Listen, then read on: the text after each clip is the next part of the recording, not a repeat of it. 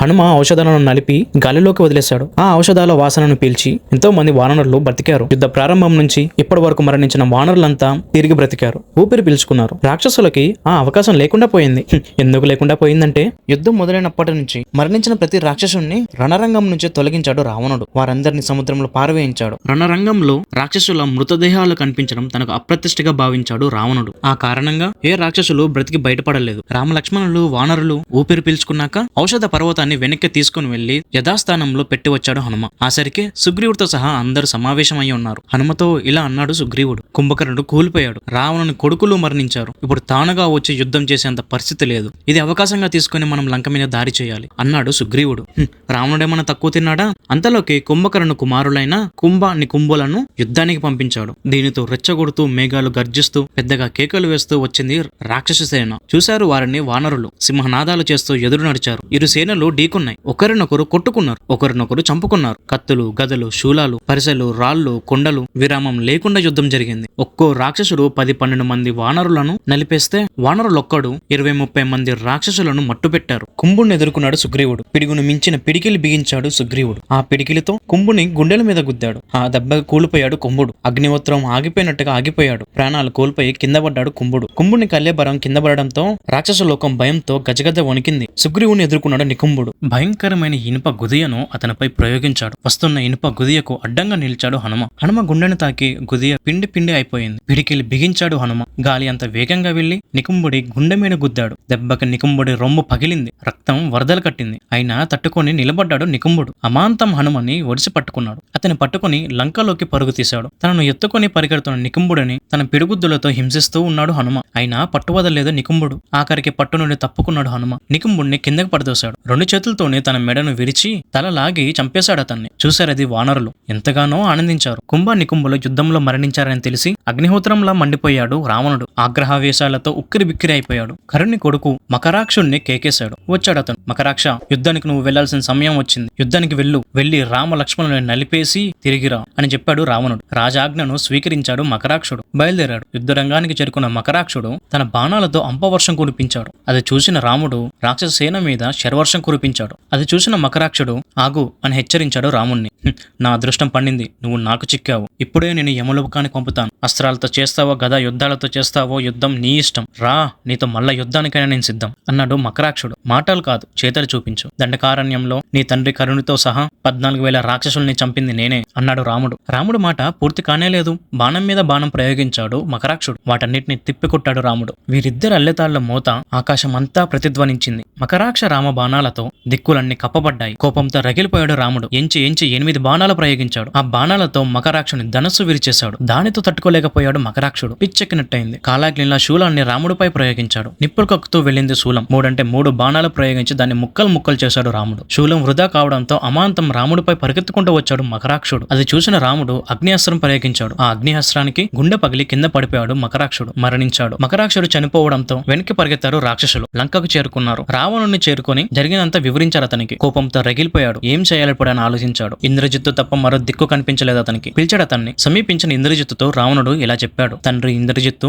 రామ లక్ష్మణుని నువ్వే జయించాలి. దేవేంద్రుని జయించిన వాడివి. ఈ నర వానరులో నీకొక లెక్క చెప్పు అన్నాడు.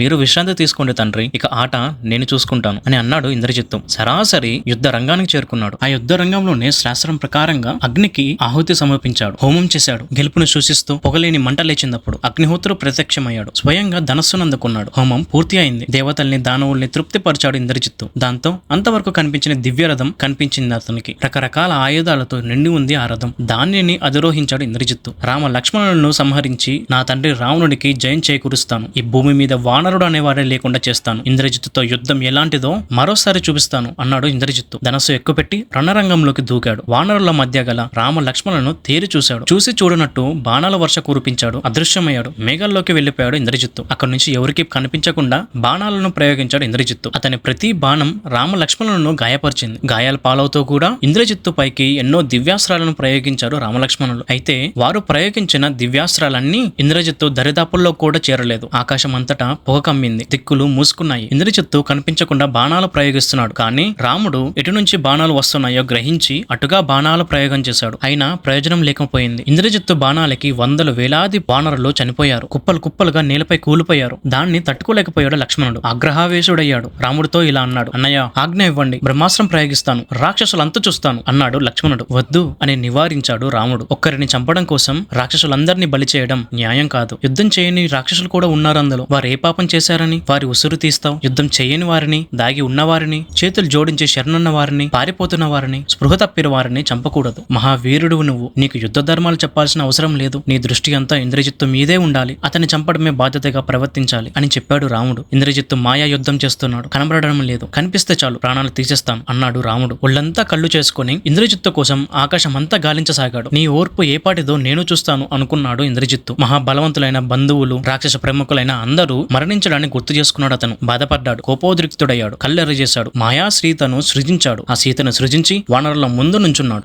కనపడక ఇంద్రజిత్తు కనిపించాడు. ఈ అవకాశాన్ని వదులుకోవద్దనుకున్నాడు హనుమ లక్ష్మణులు. పెద్ద శిఖరాన్ని పట్టుకుని హనుమ ఇంద్రజిత్తు పైకి వెళ్ళాడు. చేతిలో ఉన్న శిఖరాన్ని విసరబోతూ అతని ముందు నిలిచిన సీతను చూశాడు. ఆగిపోయాడు హనుమ. ఏడుస్తూ ఉంది సీత. ఒంటి జడితో దీనంగా ఉంది. బాగా చిక్కిపోయింది. మాసిన చీరలో ఉంది. ముహూర్త కాలం చూశాడు ఆమెను హనుమ. రెప్ప వేయకుండా చూశాడు. అనుమానం లేదు, తను సీతమ్మాతే. అశోకవనంలో ఎలా చూశాడో అలాగే ఉన్నది. బాధపడ్డాడు హనుమ. కళ్ళ నీళ్లు పెట్టుకున్నాడు. సీతమ్మను వెంట పెట్టుకుని రావడంతో ఇంద్రజిత్తు ఆలోచన ఏమై ఉంటుంది, ఎందుకు తీసుకొచ్చాడామను అని ఆలోచనలో పడ్డాడు హనుమ. అంతలోనే తేరుకున్నాడు. కనిపించాడు ఇంద్రజిత్తు. వదిలిపెట్టకూడదు అనుకున్నాడు. పిడికిలు బిగించి ఇంద్రజిత్తు పైకి ఉరికాడు. అదే సమయంలో లక్ష్మణుడు కూడా సీతను చూశాడు. వదినమ్మ మీరు ఇక్కడ అని ఆశ్చర్యపోయాడు. తనను ఆ అగ్ని నుంచి బయటికి తీసుకురావాలనుకున్నాడు. అంతలోనే ఇంద్రజిత్తు హనుమంతుడితో ఇలా అన్నాడు, హనుమా ఈ సీత కోసమే కదా మీరంతా మాతో యుద్ధం చేస్తున్నది. ఈమె లేకపోతే చంపేస్తే చూడిదిగో మీ కళ్ళ ముందే ఈ సీతను చంపేస్తున్నాను అంటూ కత్తిని తీశాడు ఇంద్రజిత్తు. సీతను చంపేశాడు. ఇదిగో చూడిటు మీ సీతను చంపేశాను. ఇక యుద్ధం ముగిసినట్టే. మీ శ్రమంత వృధా అన్నాడు ఇంద్రజిత్. ఉత్సాహంగా పెద్దగా అరిచాడు. చనిపోయిన సీతాదేవుని చూసి గొల్లుమంటూ ఏడ్చారు వానరులు. యుద్ధం విరమించుకున్నారు. ఏడుస్తూ వెనుతిరిగారు. అది చూశాడు హనుమ. ఎక్కడికి?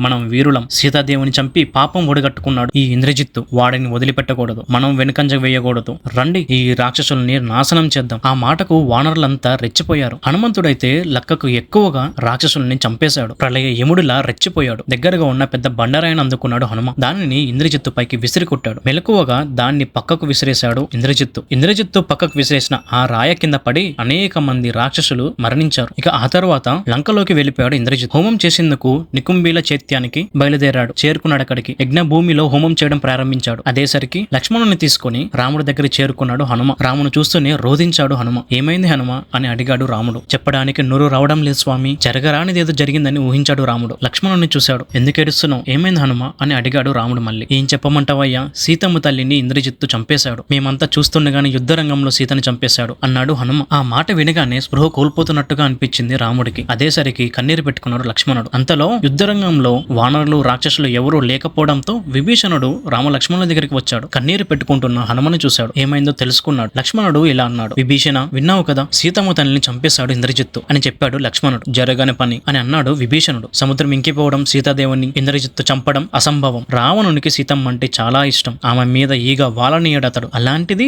చంపనిస్తాడా? జరగదు. అంతా మాయ. మన కళ్ళల్లో కారం కొట్టాడు ఇంద్రజిత్తు. మనల్ని మాయకు గురి చేసి హోమం చేసేందుకు అతను నికుంభిల చైత్యానికి వెళ్ళాడు అని చెప్పాడు విభీషణుడు. ఊపిరి పీల్చుకున్నారంతా. తేలిక పడ్డారు. అక్కడ ఇంద్రజిత్తు హోమం పూర్తయిందో అతన్ని దేవతలతో సహా దేవేంద్రుడు కూడా ఓరించలేడు. మన పరాక్రమం బలహీనత పరిచేందుకు ఇంద్రజిత్తు పండిన పన్నాగం ఇది అని అన్నాడు విభీషణుడు. రామచంద్ర కంగారు పడకు. అంతా మాయ చేశాడు ఇంద్రజిత్తు. ఇప్పుడు ఆలోచించాల్సింది ఒక్కటే, నికుంభిలలో ఇంద్రజిత్తు హోమం జరగకుండా చూడాల్సిందే మనం. జరగకూడదంటే మనం వెళ్లి అతనిపై దాడి చేయాలి అని చెప్పాడు విభీషణుడు. అప్పటికి తేరుకున్నాడు రాముడు. అదే అదనుగా విభీషణుడు ఇలా అన్నాడు, ఇంద్రజిత్తు హోమాన్ని లక్ష్మణుడు భగ్నం చేస్తాడు. భగ్నం చేయడమే కాదు, ఇంద్రజిత్తుని లక్ష్మణుడే హతమారుస్తాడు అని గట్టిగా చెప్పాడు విభీషణుడు. శత్రువుని సంహరించడంలో ఆలస్యం కూడదు. ఇంద్రజిత్తు హోమాన్ని పూర్తి చేశాడా ఇక మనకే కాదు దేవతలకు కూడా అతను కనిపించాడు. కనిపించకుండా యుద్ధం చేస్తాడు. అప్పుడు అతను ఎదుర్కోవడం కష్టం. రాముడు లేచి నుంచున్నాడు. అప్పుడు అడిగాడు విభీషణుని ఇలా, ఇప్పుడు మనం ఏం చెయ్యాలి విభీషణ? సీతమ్మను పొందాలంటే మనం ముందు రాక్షసుల్ని హతమార్చాలి. నికుంభిలలో ఇంద్రజిత్తు హోమం జరగకుండా చూడాలి. వానర సేనతో సహా లక్ష్మణుడు బయలుదేరాలి. సరే అన్నట్టుగా సన్నగా తలూపి ఆలోచనలో పడ్డాడు రాముడు. రామ